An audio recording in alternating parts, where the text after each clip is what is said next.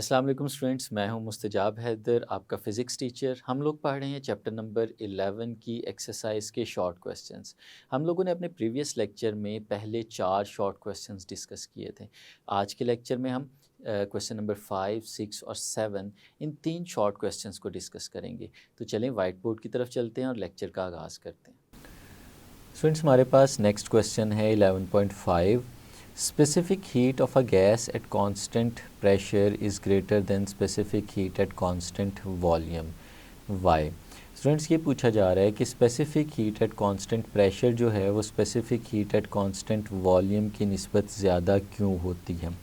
तो स्टूडेंट्स, हम इसको एक्सप्लेन करते हैं। लेट्स सपोज हमारे पास एक कंटेनर है कुछ इस तरह से, और स्टूडेंट्स इस कंटेनर में यहाँ पे इस जगह पे एक मूवेबल पिस्टन लगा हुआ है।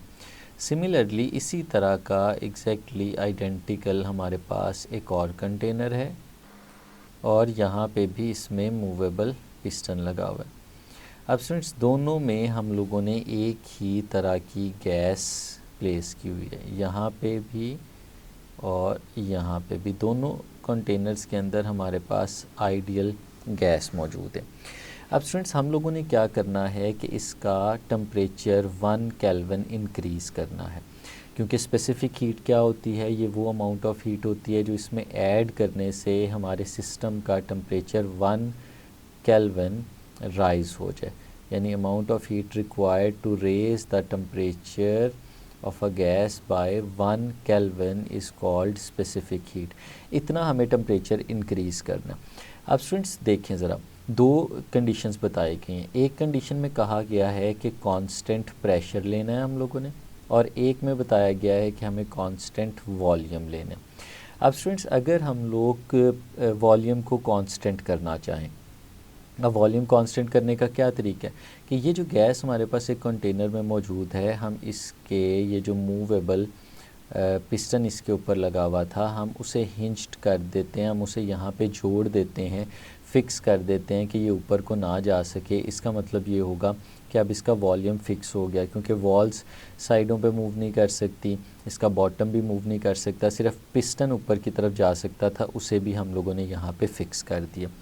अब स्टूडेंट्स अगर इसको हम नीचे से हीट दें, अब हीट किस तरह से दे सकते हैं कि इसके नीचे स्टूडेंट्स यहाँ पे हम लोग प्लेस कर देते हैं एक HTR यानी हाई टेम्परेचर रेज़रवायर, और इस हाई टेम्परेचर रेज़रवायर में से हीट चलेगी और वो इस सिस्टम के अंदर एंटर होगी और इसका टेम्परेचर इंक्रीज़ कर देगी। जो हीट इसके अंदर एंटर हो रही है, लेट्स सपोज स्टूडेंट्स उस हीट को हम लोग Q का नाम दे देते हैं। अब हम लोगों ने सीखा हुआ है according to first law of thermodynamics, law of thermodynamics, according to first law of thermodynamics हमने सीखा था कि जो हीट ऐड होती है किसी भी सिस्टम में, वो दो काम करती है।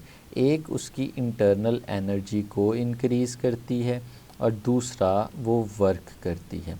अब स्टूडेंट्स एक चीज़ हमें और पता है कि इंटरनल एनर्जी जो है वो बेसिकली रिप्रेजेंट करती है हमारे टेम्परेचर को।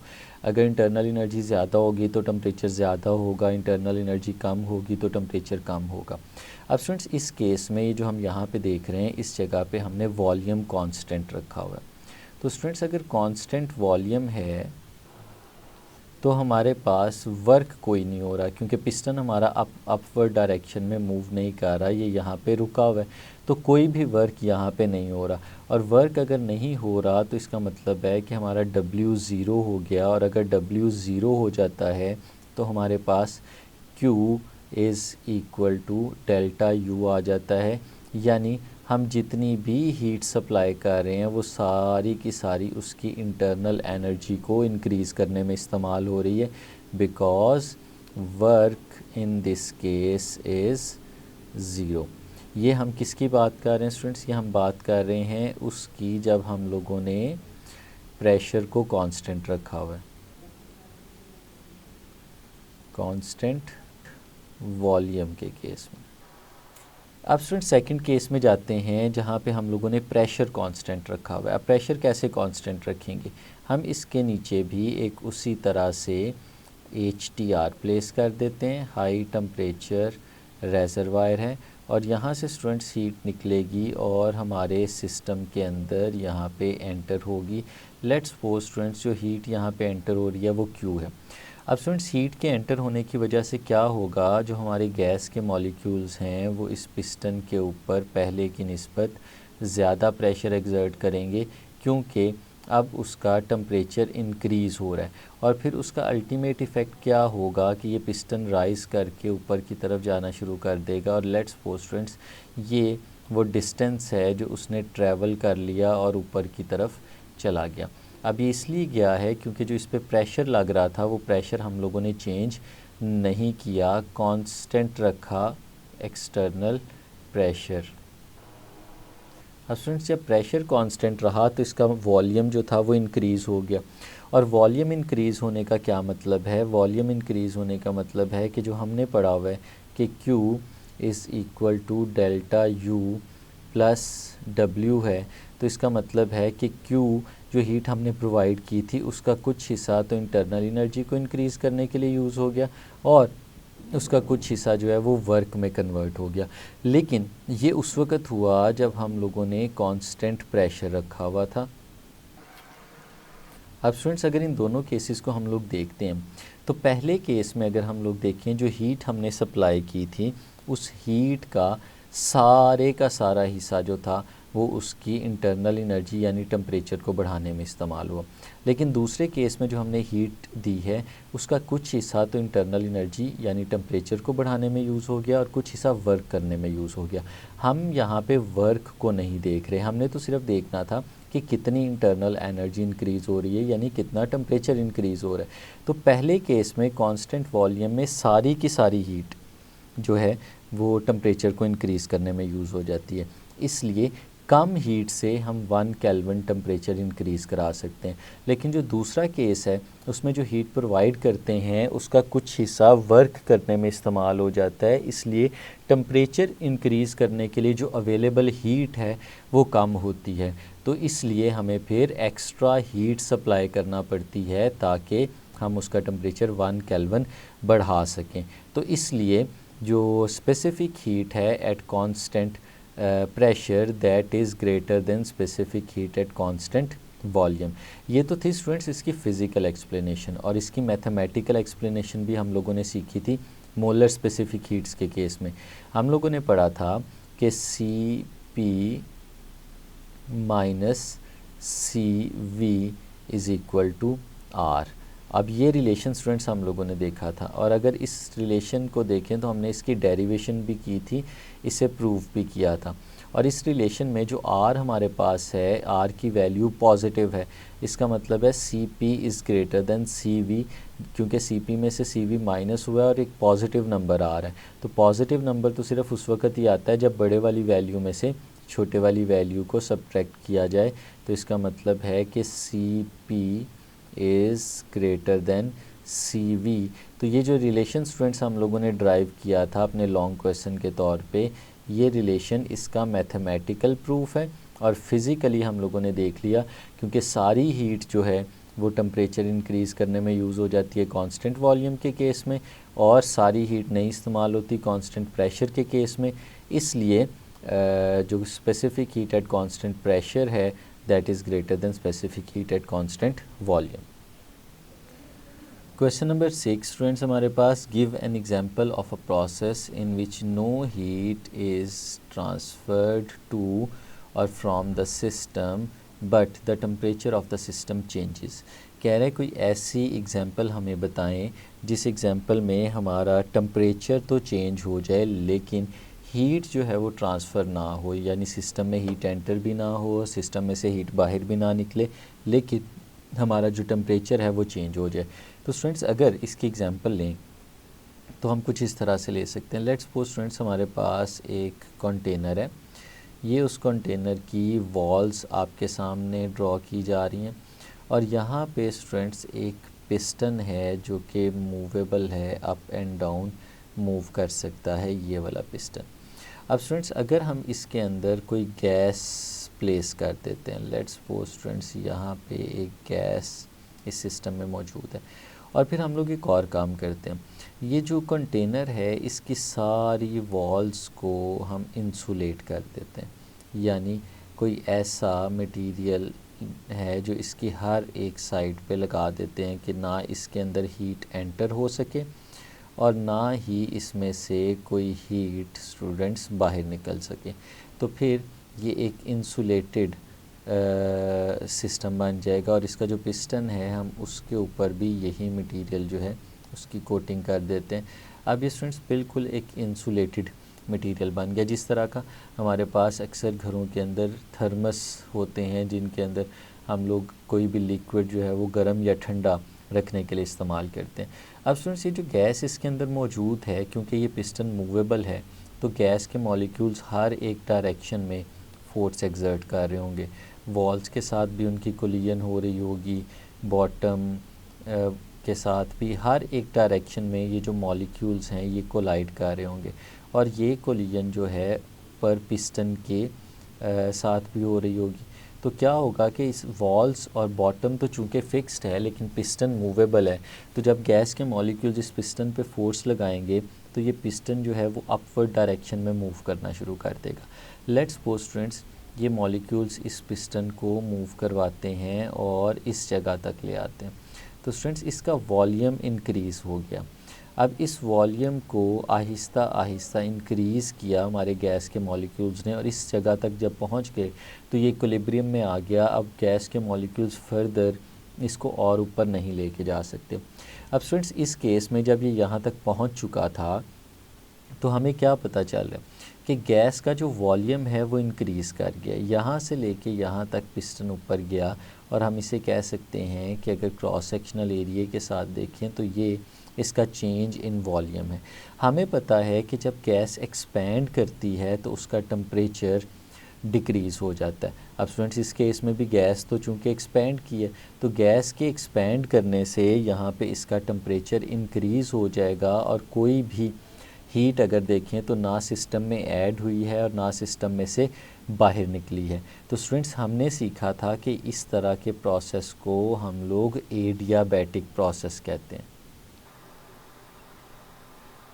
तो स्टूडेंट्स हमने देखा कि इस तरह एडियाबैटिक प्रोसेस जो है उसके अंदर ना तो सिस्टम में हीट एंटर हो रही है और ना सिस्टम में से हीट बाहर निकल रही है, लेकिन उसका टेम्परेचर यहाँ पे डिक्रीज़ हो रहा है। ऐसे भी कर सकते हैं स्टूडेंट्स कि अगर हम लोग इसके ऊपर फोर्स लगाएं और इस पिस्टन को डाउनवर्ड्स डायरेक्शन में पुश करें और वॉल्यूम डिक्रीज़ कर दें। जब वॉल्यूम डिक्रीज़ करेंगे तो हमारी गैस का जो टेम्परेचर है वो इंक्रीज़ कर जाएगा, क्योंकि जब भी वॉल्यूम बढ़ता है तो टेम्परेचर कम होता है, और वॉल्यूम कम होता है इस केस में, यानी गैस को कंप्रेस किया जाता है तो उसका टेम्परेचर बढ़ जाता है।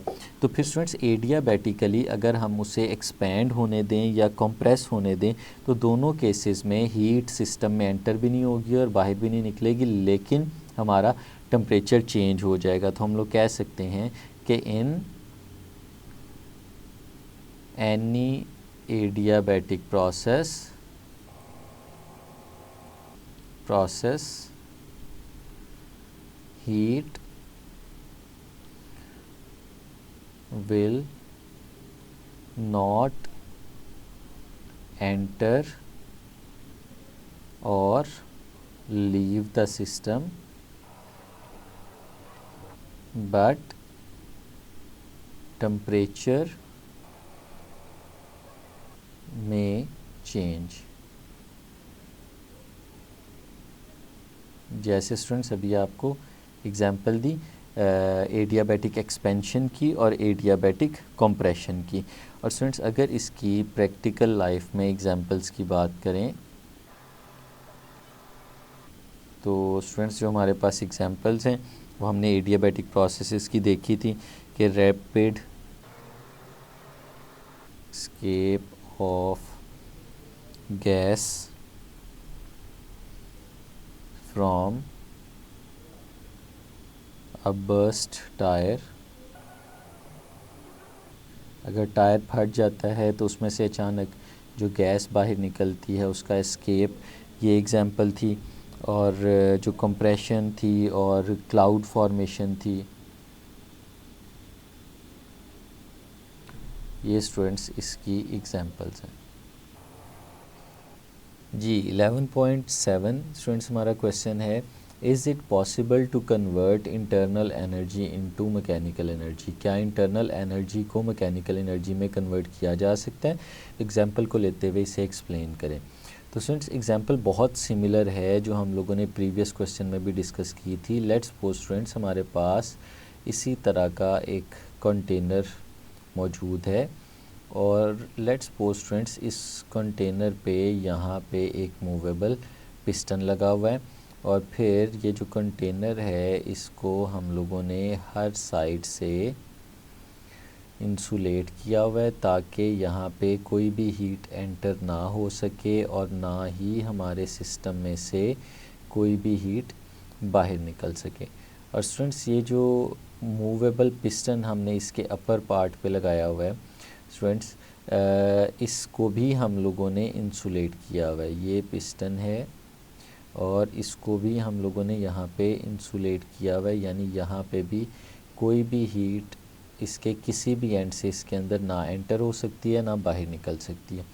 अब स्टूडेंट्स जो गैस इसके अंदर हम लोगों ने प्लेस की हुई है, लेट्स सपोज वो एक आइडियल गैस है और आइडियल गैस के जो मॉलिक्यूल्स हैं स्टूडेंट्स वो हर डायरेक्शन में प्रेशर एक्सर्ट कर रहे होंगे। इसकी कंटेनर की वॉल्स पे भी प्रेशर एक्सर्ट कर रहे हैं, बॉटम पे भी प्रेशर एक्सर्ट कर रहे हैं, हर डायरेक्शन में प्रेशर एक्सर्ट कर रहे हैं और इस पिस्टन के ऊपर भी वो फोर्स लगा रहे हैं और उस फोर्स की वजह से प्रेशर एक्सर्ट हो रहा है। अब स्टूडेंट्स क्या होगा, जब प्रेशर लगेगा तो ये पिस्टन अपवर्ड डायरेक्शन में मूव करना शुरू कर देगा और ये मूव करते करते लेट्स सपोज ये इस जगह तक आ जाता है। अब इसका मतलब है कि इस पॉइंट से लेके इस पॉइंट तक ये दो पॉइंट्स हैं जिनके दरमियान हमारा पिस्टन मूव किया और हमारा गैस का जो वॉल्यूम है वो चेंज हो गया। अब स्टूडेंट्स इसमें जो चीज़ समझने वाली है वो ये है कि जब भी गैस का वॉल्यूम बढ़ता है तो इस तरह से एक्सपैंड करती हुई गैस का टेम्परेचर कम हो जाता है और टेम्परेचर कम होने का क्या मतलब है कि उसका टेम्परेचर वो भी कम हो जाएगा। यानी इस केस में अगर हम लोग देखें तो क्या हुआ कि गैस के मॉलिक्यूल्स के कोलिजन की वजह से जो वॉल्यूम था वो इंक्रीज़ हो गया और फिर जब वॉल्यूम इंक्रीज़ हुआ तो उसकी वजह से क्या हुआ कि टेम्परेचर जो था वो डिक्रीज़ हो गया। अब स्टूडेंट्स जब टेम्परेचर डिक्रीज़ होता है तो उसकी वजह से हमें पता है कि जो इंटरनल एनर्जी है वो भी डिक्रीज़ हो जाती है। यानी इस केस में हमने देखा है कि हमारे सिस्टम की इंटरनल एनर्जी डिक्रीज़ हो रही है। अब ये बड़ी इंटरेस्टिंग चीज़ है कि स्टूडेंट्स इंटरनल एनर्जी डिक्रीज़ हो गई है यहाँ पे। अब हमें पता है कि एनर्जी जो है वो डिस्ट्रॉय तो हो नहीं सकती। अब ये एनर्जी अगर कम हुई है तो इसका मतलब है कि ये एनर्जी किसी और फॉर्म ऑफ एनर्जी में ही कन्वर्ट हुई है जिसकी वजह से कम हुई है, वैसे तो ये कम नहीं हो सकती थी। तो फिर अगर हम इसको इस एग्जांपल में देखें तो ये कौन सी एनर्जी में कन्वर्ट हुई है? बेसिकली ये जो इंटरनल एनर्जी है ये कम इस वजह से हुई है क्योंकि वर्क किया गया है सिस्टम ने इस पिस्टन के ऊपर और इसे मूव करवा के ऊपर की तरफ ले गया। यानी internal energy is converted into mechanical energy और मैकेनिकल वर्क। यानी इंटरनल एनर्जी जो है वो बेसिकली किस में कन्वर्ट हो गई है? वर्क करने में यूज़ हो गई है। ऊपर की तरफ चला गया हमारा पिस्टन और वो वर्क हुआ। तो फिर हम इसे किस तरह से लिख सकते हैं स्टूडेंट्स? कुछ ऐसे लिख सकते हैं कि when a gas expands adiabatically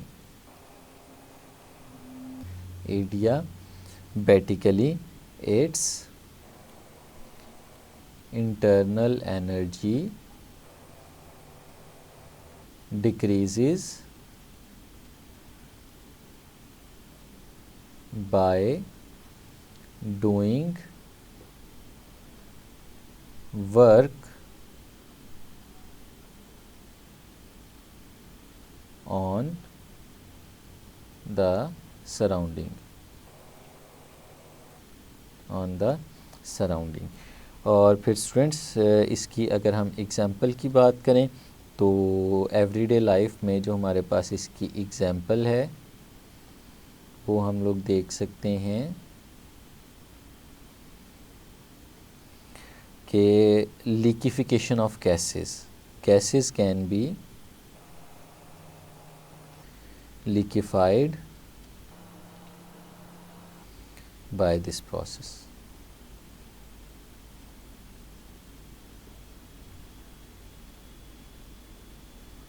तो ये था स्टूडेंट्स हमारा आज का लेक्चर, जिसमें हम लोगों ने एक्सरसाइज के शॉर्ट क्वेश्चंस को देखा, क्वेश्चन नंबर 5, 6 और 7। उम्मीद है आपको अच्छे से समझ आई होगी। रिमेनिंग शॉर्ट क्वेश्चंस हम लोग नेक्स्ट लेक्चर में सीखेंगे। तब तक के लिए इजाज़त दीजिए। अल्लाह हाफिज़।